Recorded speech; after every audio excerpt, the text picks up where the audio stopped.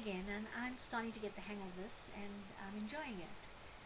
I'm here today to talk about mediation and how to transition your children and your family from your marital situation into a separate situation. And I do have some tips on the subject. First of all, it's really important, in my opinion, for you to seek help before you make any move regarding your divorce.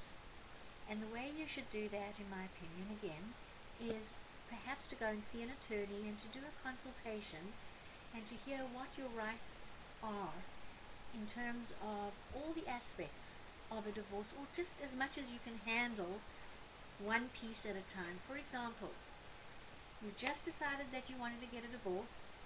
Go and see the attorney and say, okay, how are my rights impacted by the following scenarios?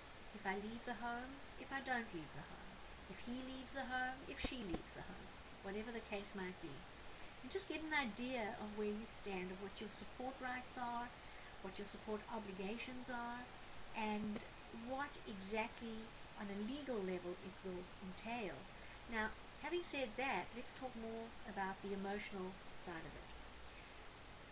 The attorney may give you advice and may want to preempt or start the divorce right away. And, if you're in a situation where, for example, your ex to be is hiding assets, or is not being honest with you, or is beating you up, God forbid, or is in bad faith, in any of those kind of scenarios, then you need to act fast and you need to take your attorney's advice right away, and you might well find yourself to be in a litigation situation. However, if you have sort of a decent rapport between the two of you, albeit emotional and sad and difficult, I suggest first that you find a mediator, somebody neutral who has a vast knowledge of the law and who has a lot of experience in matters of this nature. And what I recommend you do is you go together to this person and you say, we are planning or thinking of getting a divorce. Right now we're not quite ready to discuss our entire settlement or any of that, but what we would like to do is figure out how we transition our children, how we tell our children what is the best way we can start our separation process with as little impact on the children as possible. And have this third party, this neutral mediator, who is not affiliated with either of you and is not acting in a representative capacity toward either of you, help you figure out a plan to transition your children. For example, imagine if your child was told one thing by you and one thing by your ex-to-be. How confusing is that, whether the child is 3, 5, 7, 12, 15? The ideal way to do this is to sit down in a facilitated scenario so that you do not exacerbate the conflict and the potential for conflict between the two of you, and have an expert who knows age-appropriate discussions sit down with you and figure out how you're going to tell the children.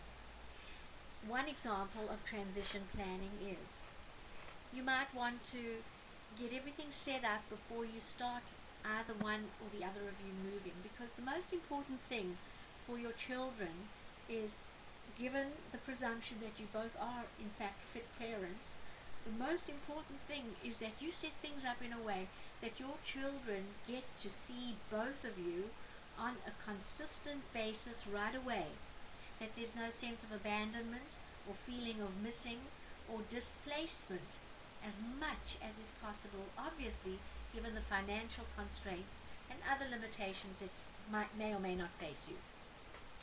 So that said, an example in the home of a transition, for example, is, let's say that you know that in 2 months' time this is going to happen. One or the other of you might be moving out.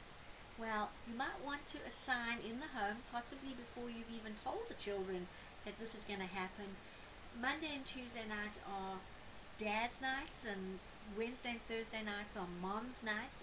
And this is especially so for younger children. And the parent who has the night designated to them is the parent who provides the primary care, whether both are around or not. And it also might represent an opportunity for one parent to leave the house, go and see a movie, or go out to dinner, or go to a meeting of sorts, while the other parent is in charge. And usually this helps facilitate transitioning of a younger child who might not be used to one or the other of the parents putting them to sleep at night. So that's just an example of the type of thing that can be worked out during this transition phase. In the meantime, I do invite you to check out my website. It's Private Courts, privatecourts.com. I'm based in California, but I can more than happy to talk to anybody anywhere in the world. Now that we have YouTube, we can do that, right? Anyway, look forward to hearing from you, and please understand that you're not alone, that there are a lot of people in this situation. Don't try and reinvent the wheel, as they say in the classics. Rather work with people that have done this over and over and over again in helping other people. So please, come and see me. Thank you.